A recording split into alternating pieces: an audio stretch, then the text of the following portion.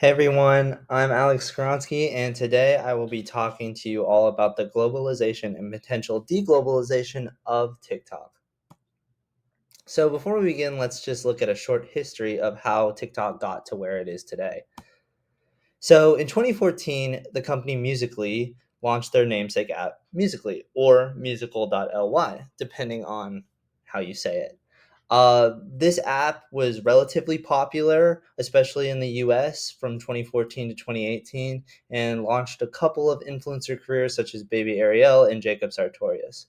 Well, in 2016, a Chinese company by the name of ByteDance launched a competing app called Douyin with a similar format to Musical.ly, and the app became very popular in the Chinese market. Well, in 2018, with the relative success of their own app, plus the success of Musical.ly in the Americas, ByteDance decided it would be a good investment to buy up Musical.ly and merge it with their existing app and launch a rebranded version of the app called TikTok.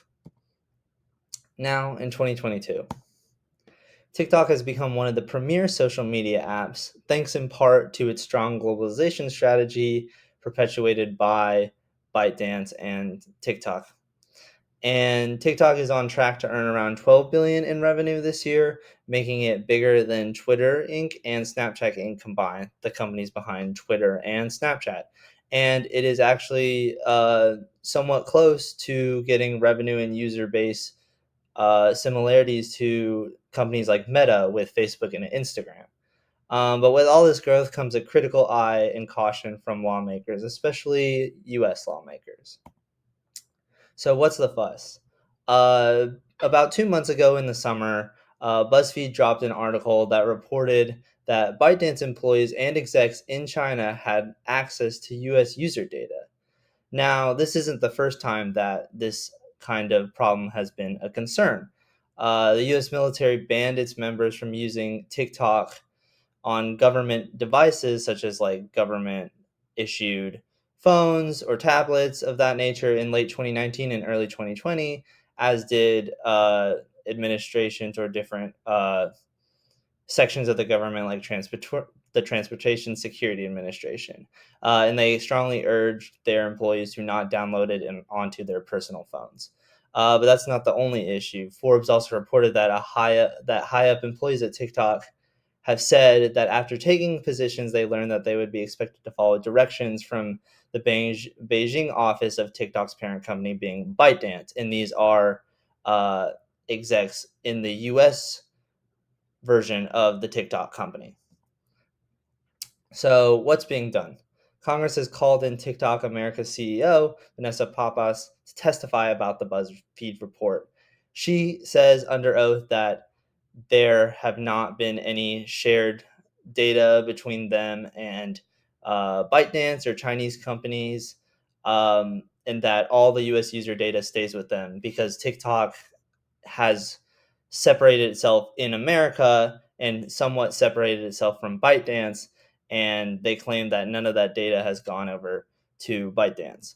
But that has not stopped U.S. politicians from trying to take action against this problem. For example, President Biden signed an executive order urging the Committee on Foreign Investment in the United States to more closely evaluate cybersecurity risks in the collection of data about U.S. citizens.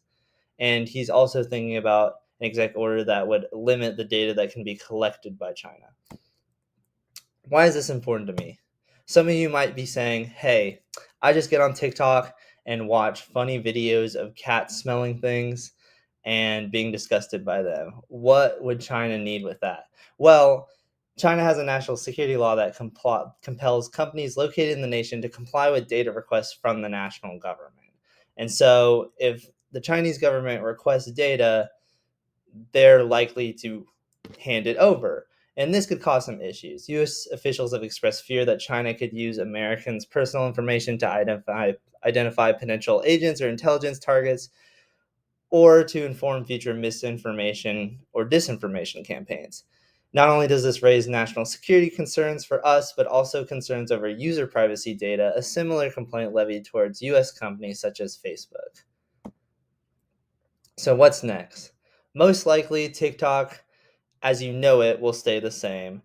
but sometimes some things behind the scenes might be changing. If Congress or President Biden passes any restrictions on TikTok or ByteDance when it comes to user data, there could be some economic and logistic adjustments that the company would have to make, although that would not, again, necessarily affect your end user experience. Although the American management at TikTok claims no involvement between them and execs overseas, legislation may lead to any potential remaining ties to be cut, potentially causing some management shakeup. And that's all I have for you. Thanks for watching.